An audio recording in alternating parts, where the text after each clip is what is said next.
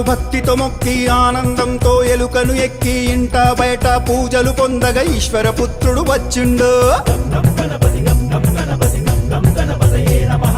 ఉండ్రాళ్ళు సిద్ధం చేద్దాం, ఊరందరినీ ఆహ్వానిద్దాం, ఋషులు మునులు సంతసించగా ఎదలో గణపతి పూజలు చేద్దాం. ఏనుగు తలతో వచ్చిండు, ఐశ్వర్యం మనకిచ్చిండు, ఒంటి కాలితో నాట్యం చేస్తూ ఓహో గణేశ రారాయణగా ఔరాయంటూ చూడంగా అంబ పార్వతితో వచ్చిండు, అహంకారమణి చేసిండు.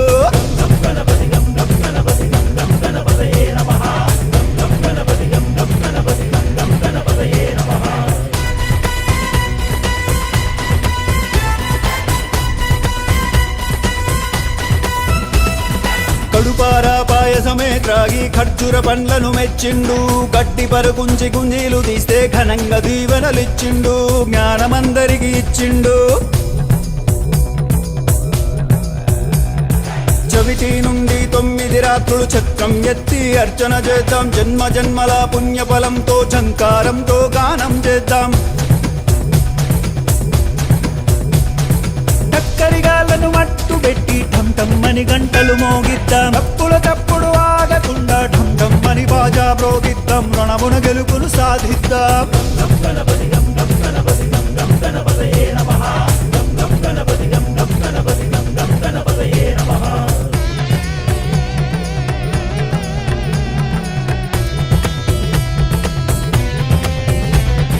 తమ్ములు చెల్లెలు సంబరమ్ముతో థకిట థకిటమని నాట్యం చేస్తే దండాల దండలు వేద్దాం, ధర్మాన్నే కాపాడుకుందాం.